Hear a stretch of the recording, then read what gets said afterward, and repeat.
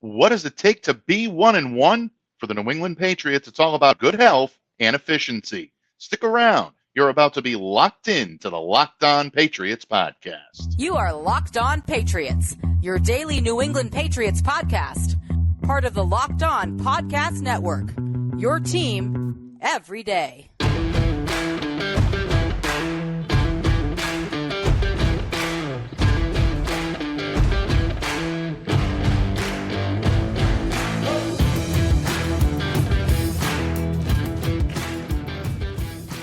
Hello to all of you Foxborough faithful. Welcome to the Locked On Patriots podcast. We are a proud part of the Locked On Podcast Network, your team every day. Subscribe or follow for free on YouTube or wherever you listen to podcasts to ensure that you're getting the latest episode as soon as it's available. I'm your host, Mike Debate, and I cover your New England Patriots for Patriots Country Sports Illustrated. So reach out to me and let me know what's on your mind on X, on the Bird app, on Twitter, whatever you happen to be calling it these days, at MDABATENFL. And while you're out there showing some well-deserved social media love to Locked On Patriots, follow our account as well at LO_Patriots. And Pats fans, today's episode is brought to you by Gametime. Download the Gametime app, create an account, and use the code LOCKEDONNFL for $20 off your first purchase. Last-minute tickets, lowest price, guaranteed. And Patriots fans, thank you so much for joining me here today on the pod and for making us your first listen this weekend. And a special shout-out to all of you Locked On Everydayers out there. Those of you who make Locked On Patriots possible by spending time with us here on the pod. You know, my unending gratitude always goes to you. I'm honored. I'm humbled by your support. And of course, all of us here in Pats Nation waiting for Sunday night. That's because your New England Patriots play the Miami Dolphins. Kickoff is at 8:20 p.m. Eastern from Gillette Stadium. Do not miss this exciting divisional matchup. And you can catch every snap of the Patriots hometown broadcast with SiriusXM on the SXM app. Just search Patriots. And there's so much to break down in this official Pats preview episode of Locked On Patriots. And today on the pod, we have a very special treat for you. A man with a wealth of knowledge on both the Pats and the Dolphins, on both offense and on defense, and of course, on Tua Tagovailoa and Mac Jones. That's right, Mark Schofield of SB Nation going to pop in here in just a moment to talk the quarterback matchup and provide his key tenets to victory. Folks, you do not want to miss it. Stay locked into Locked On Patriots. But first, we start with a brief injury update. And even though he was a limited participant during Thursday's practice, starting cornerback Jonathan Jones missed Friday's session. Now, according to Friday's injury report, Jonathan is officially listed as questionable for Sunday's matchup, at least at the time I'm recording this. Other notables on that list include 4 offensive linemen, 2 of which being Trent Brown and Sidy Sow, remain in concussion protocol.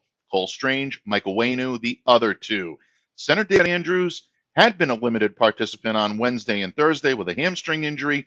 He was removed from the report. That indicates that he will be available to play against the Dolphins this week. So a tall task getting tougher for the Patriots, but this could still be a favorable matchup, provided they come into this as healthy as possible and if they properly execute their game plan.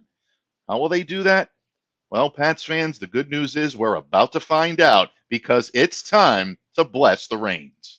Patriots fans, my guest today does not need an introduction, but that's not going to stop me from giving one anyway. He is an amazing writer and analyst for platforms in the past such as Inside the Pylon, Big Blue View, Bleeding Green Nation, Touchdown Wire of USA Today, and I'm only naming a few. Right now, he is doing phenomenal work for SB Nation. That's right, folks. Today, we bless the reins. We welcome back my predecessor, my mentor, most importantly, my good friend, Mark Schofield. Mark, thank you so much for joining me today, bud. Welcome back home. Mike, it's a pleasure to be back here.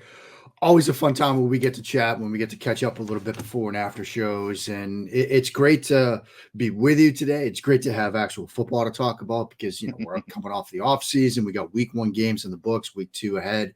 It's going to be a fascinating week 2 across the NFL, but certainly for the New England Patriots, a huge divisional game that we're going to dive into. But as always, my friend, I'm just excited and happy to be here. Absolutely. And we're excited and happy to have you here, Mark.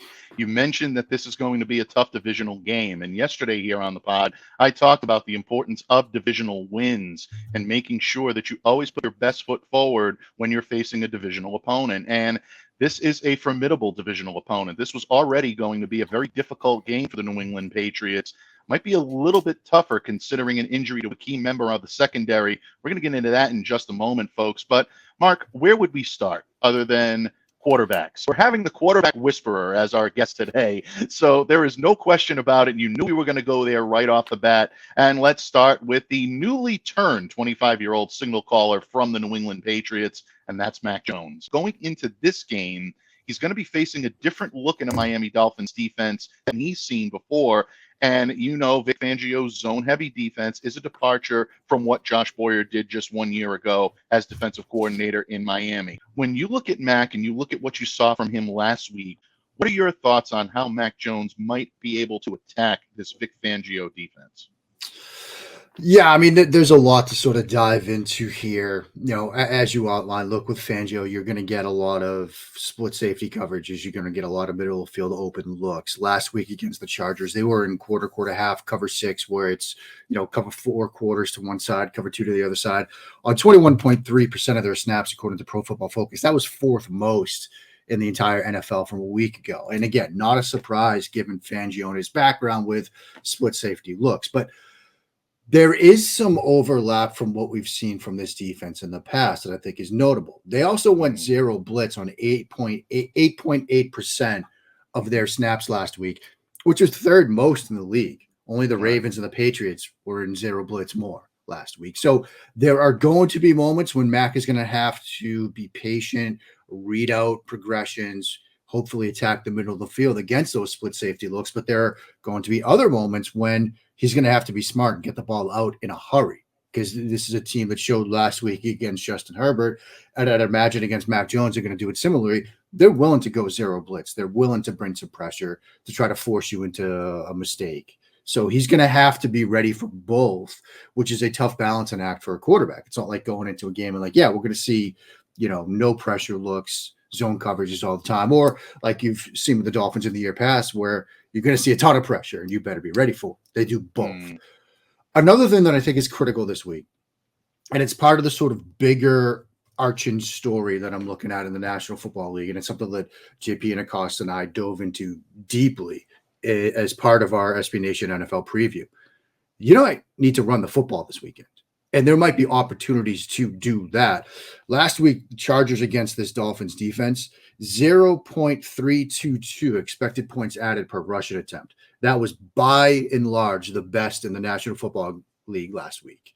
They had first downs. Of their 30 first downs they got against the Dolphins, the Chargers got them on the run game, 17 of those 30, more than half. 5.8 yards per rushing attempt against this Dolphins defense. That's above what league average was last year, which is 4.5 yards per rushing attempt, which is the largest we've seen in NFL history. With these two high split safety looks, more and more teams are saying, you know what, if the defense is going to dare us to run the football, fine. We'll play along, and we'll not just run it. We'll run it extremely effectively. I mean, only 4 offenses had positive EPAs per rushing attempt in week 1. The Chargers, the Jets, the Cowboys, and the Eagles. But the other 3 were New York Jets. They were second, 0.090. The Chargers were 0.322. Like, that's a big jump against this Dolphins defense. So there's an opportunity to run the football. And again, if you have success, if you have efficiency running the football, it doesn't need to be for huge numbers, even though the Chargers did that. That's going to set up a lot of the other stuff you might want to do after, or it might get them out of those split safety looks into more single high when you can have some opportunities to throw the ball downfield. And so that's something that I'm watching, not just this week, this game, but sort of year long. Think about, we're doing this show Friday. Last night, the Eagles decided, look, fine, we're going to run the football. We can't get something going sustained in the passing game. We're going to run the football. I think we're seeing, after years and years and years of spread the ball, throw it, defenses going lighter in the box, now they're leaning into split safety coverages, teams are going to run the ball. And I think this is an opportunity this week for the Patriots to perhaps run the ball a little bit, to extend and sustain some drives, which has the added benefit of keeping Tua and company sitting on the bench being spectators. All right. Yeah, absolutely. I completely agree with you. And I think you said this perfectly. Besides those two high zone coverages, the other hallmark of the Vic Fangio defense is pre-snap disguising. That's something where I think the New England Patriots need to take advantage of it. And you're absolutely right. We need to see more Ramondre Stevenson right off the bat. You want to establish your alpha back as being a focal point of your offense. Zeke Elliott is someone that I think can provide a solid amount of contribution in the red zone. That's exactly where he was best. He was one of the best red zone ball carriers last year. And save for the fumble that we saw last week, he is a very good protector of the football. And I think that will continue. I think that was more an anomaly rather than the norm that you're going to see from him. And who knows, we might even see Ty Montgomery get some carries, maybe even in the open field. We saw him align as a third receiver at times on Sunday against the Eagles. Maybe the Patriots try to do that as well. Mark, when it comes to Mac's makeup, a lot was made out of his post-game comments where he says, I couldn't get it done. Murph and I talked about that earlier this week. But then you saw a little bit of a switch in him when reporters had a chance to speak to him midweek, where he said, I'm invoking the 24-hour rule. I'm not going to dwell on the past. I'm going to focus on the future, and I'm going to focus on the Miami Dolphins. In terms of a mental makeup and the type of loss that he suffered in week one, where you had some very good moments, but ultimately faltered down the stretch, is there any type of mental gymnastics that Mac has to use this week in order to make sure that he's ready for what's going to be a defense that's going to try to have his number on Sunday night? Yeah, I mean, I do think that he's smart in the sense that you have to turn the page. I mean, while last Sunday was somewhat of a moral victory for the Patriots, to have this Eagles team come to town off of a Super Bowl appearance and have a chance to win that game late, you ultimately lost, and you don't get style points in the National Football League. You're 0-1. Right. You're not 0-1 with a tie because you looked good in a loss. So you have to turn the page quickly because this is a divisional game, number one, against a very good opponent, a team that a lot of people have sort of already crowned as like perhaps the team to beat in the AFC, given what we saw during the rest of the conference. So there's that.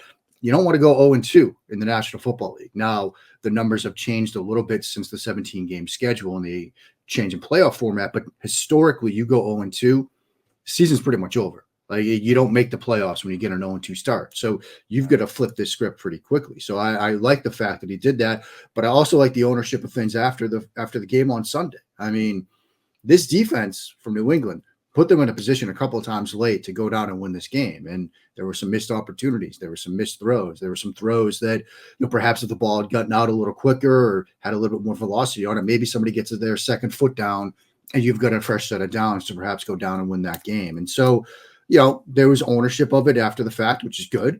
And then there was flipping the page, turning the script and moving on to Miami. I think that's good too.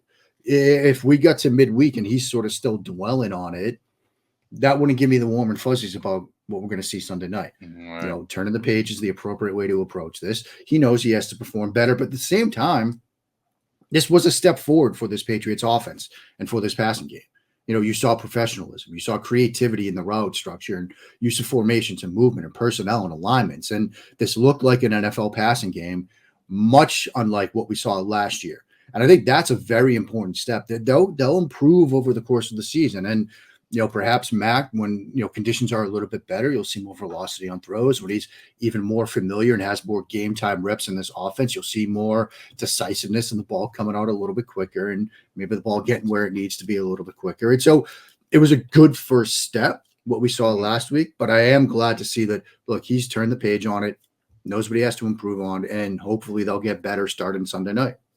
Yeah, without any question. You definitely want to see accountability from your quarterback, but you want to see adaptability from your quarterback as well. So far, all the right things are being said. Max seems to be on the same page with his teammates, with his coaches. We'll see if it translates on the field. Hopefully it will for the New England Patriots in a primetime matchup with the Miami Dolphins that really is a win I'm sure they would love to have. It's very difficult to say must win this early in the season, but don't forget, folks, the New England Patriots have not started a season 0-2 since 2001. So the New England Patriots definitely have their eye on evening things up on Sunday night.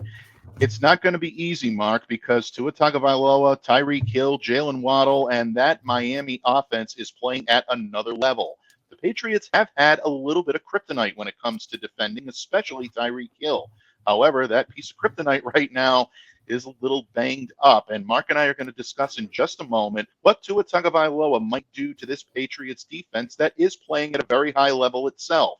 Will the injury or potential injury to Jonathan Jones derail their plans to do that? We're going to talk all that and more when this episode of the Locked On Patriots podcast continues, a proud part of the Locked On Podcast Network, your team every day. Locked On listeners, buying tickets to your favorite event should not be stressful. Take the worry out of your fun with Gametime, the fast and easy way to buy tickets for all of the sports, music, comedy, and theater near you. With killer deals on last-minute tickets and their best price guarantee, you can stop stressing over the tickets and start getting hyped for all the fun you're going to have. The Gametime guarantee means you'll always get the best price. If you find tickets in the same section and row for less, Gametime will credit you 110% of the difference. It's the fastest growing ticket app in the country for a reason. You get images of your seat before you buy, so you know exactly what to expect when you arrive. Buy tickets in a matter of seconds, just 2 taps and you're all set. Tickets are sent directly to your phone, so you never have to dig through your email. Snag the tickets without the stress with Gametime. Download the Gametime app, create an account, and use the promo code LOCKEDONNFL for $20 off your first purchase. Terms apply. So again, create an account and redeem code LOCKEDONNFL for $20 off. Download Gametime today. Last minute tickets, lowest price guaranteed.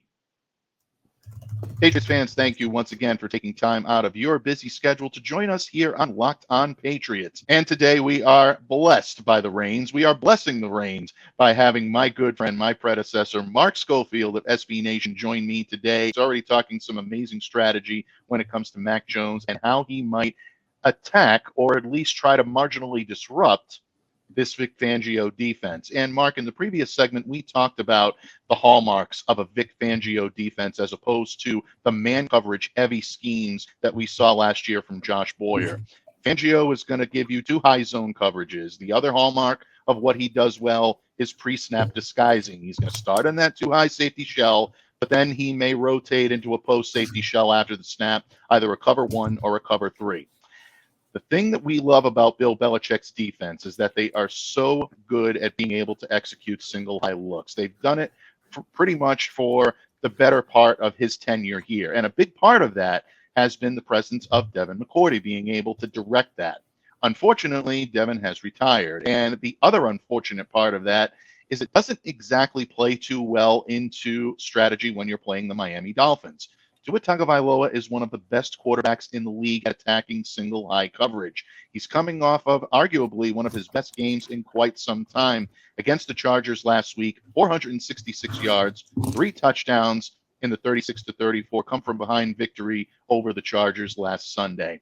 Mark, you see things that us mere mortals don't see in quarterbacks. How do you see Tua and this Miami offense under Mike McDaniel being able to, I don't want to say derail, but maybe disrupt what this New England Patriots defense does so well?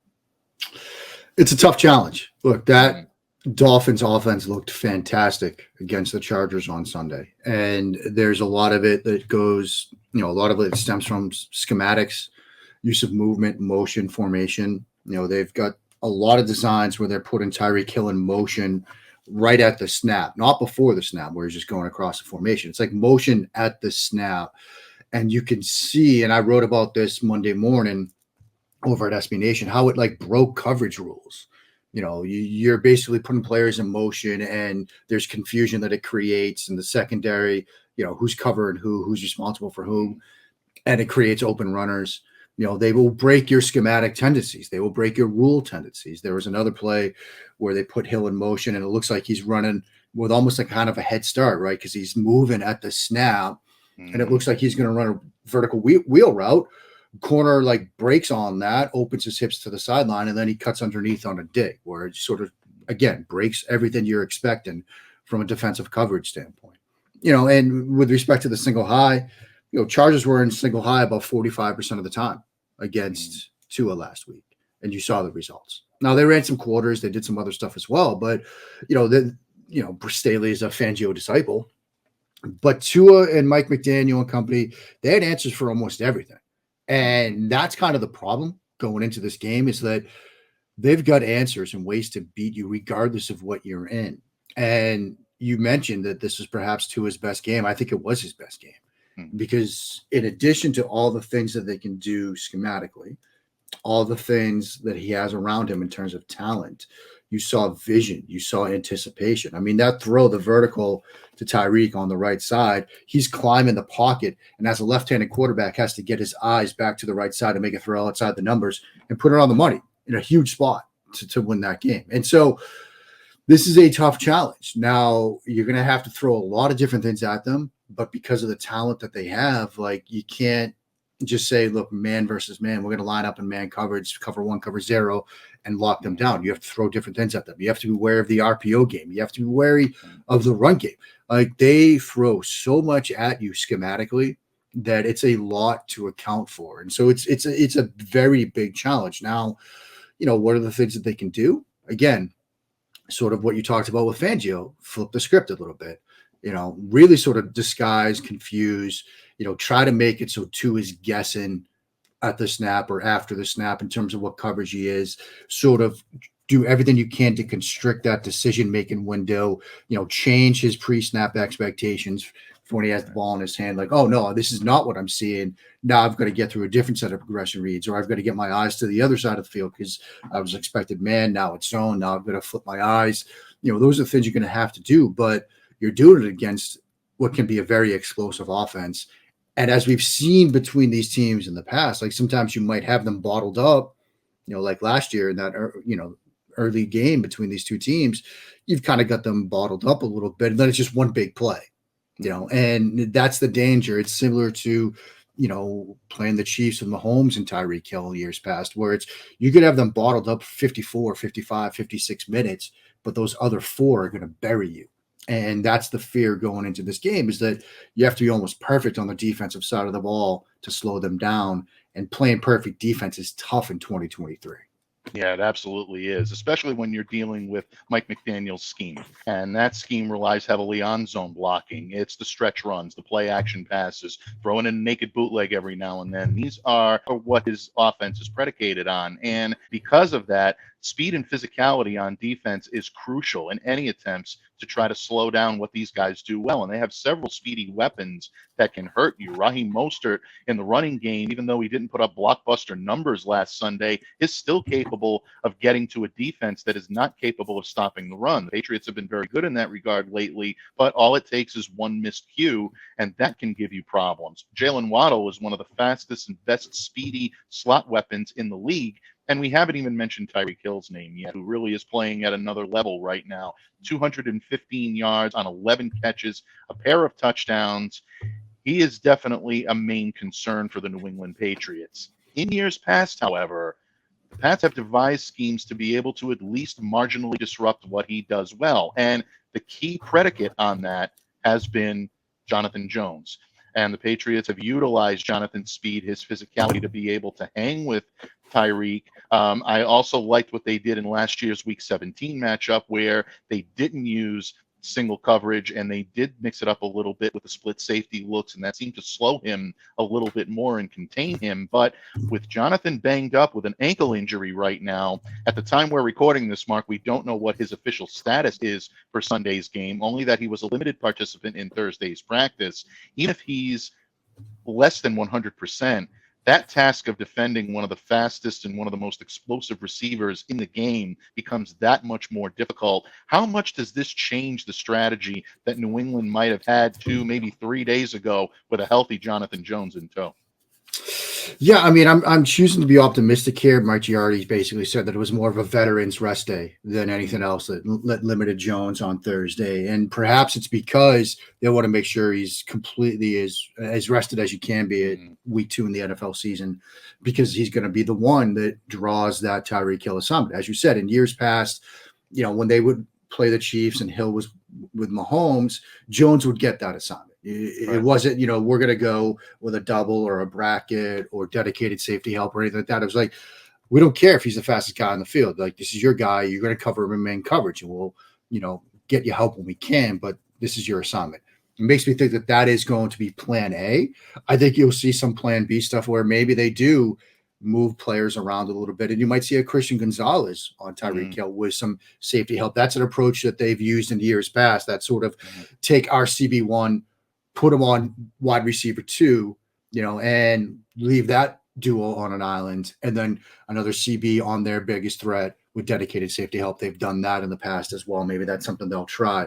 Like I said, this goes into the idea of switching things around because, if Tua gets in line of the scrimmage and he knows every single time that, it's Jonathan Jones on Hill, that's going to help simplify his reads, simplify his diagnosis. So if you show him some different looks from time to time, it'll give him one more thing to think about. So hopefully Jones can go. If Mike Giardi, and I have no reason to doubt it, is right that it was sort of a veteran day, then okay, we're going to be fine.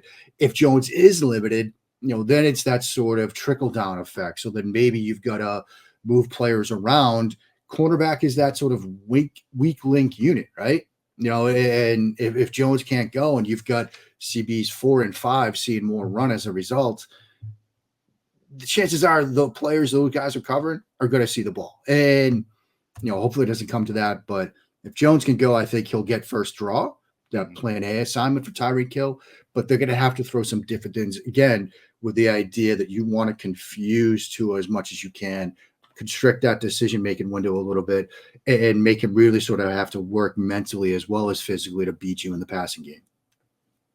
Yeah, without question. Very good point. And again, folks, Tyreek Hill is a key cog in what the Miami Dolphins do well when it comes to offense, but he's not their only option. And you don't want to singularize your efforts simply on Hill because Jalen Waddle, you can argue, has been a tougher cover for the New England Patriots. He's matched up and actually caused more damage than Tyreek Hill in a Dolphins uniform. 16 catches, 209 yards, and 3 touchdowns in 4 career games against the New England Patriots. Very good numbers for Waddle. He can really hurt you in a lot of different ways. Again, that speedy slot assignment that he plays so well. You might see Miles Bryant and maybe Marcus Jones a little bit because of his speed get some of these assignments on Sunday. It's going to be very interesting to see what Tua is going to be able to do against this Patriots defense. Whether you want to blame Bill Belichick for that or whether you want to give credit to Tua Tagovailoa for that, Belichick has yet to beat him as a pro. So you definitely know that all these storylines are coming into this. But Mark has outlined X's and O's better than anyone else. And he always does every time he drops by here, Locked On Patriots, to lend his wisdom and counsel. We're not even registering the meter today because it's already broken. It was broken the minute the man opened his mouth, as far as I'm concerned. But Mark, it is that time. We are going to give game predictions and keys to victory in just a moment. How will the New England Patriots get to 1-1? Mark's going to tell us either how they do it or how they don't when this episode of the Locked On Patriots podcast continues, a proud part of the Locked On Podcast Network, your team every day. Today's show is sponsored by BetterHelp. Do you sometimes find that just as you're trying to fall asleep, your brain suddenly won't stop talking? Do your thoughts start racing right before bed or at other inopportune moments? The stresses of today's world, whether they be emotional, financial, health-related, or social, just seem to follow you wherever you go. It turns out one great way to make those racing thoughts go away is to talk them through. Therapy gives you a place to do that so you can get out of your negative thought cycles and find some mental and emotional peace. If you're thinking of starting therapy, give BetterHelp a try. It's entirely online, designed to be convenient, flexible, and suited to your schedule. Just fill out a brief questionnaire to get matched with a licensed therapist and switch therapists at any time for no additional charge. Get a break from your thoughts with BetterHelp. Visit BetterHelp.com/LockedOn today to get 10% off your first month. That's BetterHelp, HELP.com/LockedOn. Locked On listeners, football season is here, and there is no better time to use PrizePicks, the largest independently owned daily fantasy sports platform in North America. They're the easiest and the most exciting way to play daily fantasy sports. It's just you against the numbers. Instead of battling thousands of other players, including pros and sharks, you pick more than or less than on a 2 to 6 player stat projection and watch the winnings roll in. PrizePicks is really simple to play. You just select 2 or more players, pick more or less than their projected stats, and place your entry. That's it. I can make my picks and submit my entry in less than 60 seconds. That's why they're my favorites, and I know they're going to be yours too. PrizePicks also offers weekly promotions that can lead to big payouts like Taco Tuesday. Each Tuesday, PrizePicks discounts select player projections up to 25% to provide even more value. So don't delay, do it today. Go to prizepicks.com/lockedonnfl and use the promo code LOCKEDONNFL for a first deposit match up to $100. That's a first deposit match up to $100 by going to prizepicks.com/lockedonnfl and use the code LOCKEDONNFL. PrizePicks, daily fantasy sports made easy. Patriots fans, thank you so much for taking time out of your busy schedule here on a Friday, here on your weekend to spend with Locked On Patriots. We are previewing the New England Patriots Sunday night matchup with the Miami Dolphins, 8:20 p.m. kickoff from Gillette Stadium. Throwback Sunday night, red uniforms, Pat Patriot helmets. What more can you ask for? It's going to be a great one in New England on Sunday. And speaking of which, we have the great one with us today, my good friend and predecessor, Mark. If the Patriots are going to pull this off, we do know that there are certain things that they have to do as a team in order to pull that off. When you look at this matchup, what do you believe are the keys to victory for New England on Sunday night against this Miami Dolphins club? I'm going to give you two numbers, 5.0, 0.25. 5.0 being yards per rushing attempt, 0.25 EPA per rushing attempt. Because I really do think that if New England wins this game, it's going to come on the backs of an efficient run game against this Dolphins defense that has the ability to sort of put Mac Jones in positions to be successful in the passing game, as well as keep it Tua and Tyreek on the sidelines. I know in 2023 that sounds like I'm talking about the dark ages of football, right? It's like, I'm not even saying like establish the run or things like that. Be effective when you run the football. You don't have to run it 75 times, but when you do run it, have success. Austin Gale at the Ringer noted that between the Eagles last night and the Chargers in week 1, those were the two most successful run games in terms of success rate on running plays that we've ever seen since that stat's been tracked. That dates back to the year 2000. So we've seen that in week 1 of the NFL season and in week 2 of the NFL season. And one of those games, the Chargers one, came against this Dolphins defense. Be efficient and effective when running the football. That's going to be the first key. The second key is you're going to have to force a mistake or two from Tua. Now, you can do that, certainly. Like he's not perfect. No quarterback is. But you're going to have to confuse him. You're going to have to constrict that decision-making window like I've talked about. Make him think that he's seeing cover 1 and it's really quarters. Make him think that he's seeing quarters and it's really cover 3. Like force him into a couple of bad reads and throws. You might have to go aggressive at times. You might have to go zero blitz and roll the dice and hope you can get home and create a throw under pressure or a strip sack situation. Like you're going to have to do some things that, you might feel uncomfortable doing, blitz it and giving them an opportunity for a shot play down the field or lead it into the run game a little bit. But I think those are the ways that you can beat this team. New England could certainly win this game. I said before the Eagles game, New England could certainly have won that game as well. They came close against Philadelphia. I think there's a chance that they could win this game Sunday night. It's going to be tough. But I think this team's a little bit better than we thought. I think the Eagles game sort of showcased that. Yes, Miami is very good, and they're, many people are going to pick them this weekend. But New England can certainly win this game. Mm-hmm. Yeah, absolutely. New England has the opportunity to get this game going for the two reasons that you mentioned.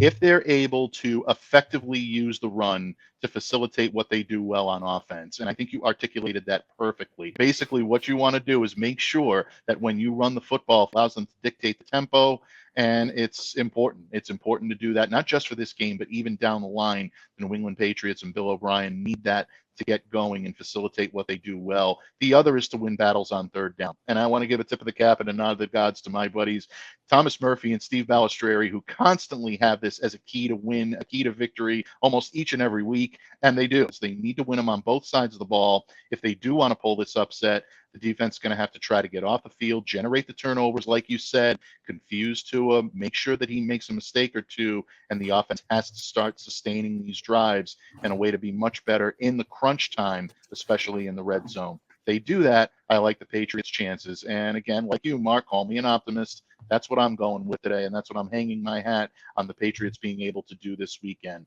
Mark, each and every time I have you on the pod. It's always like a homecoming.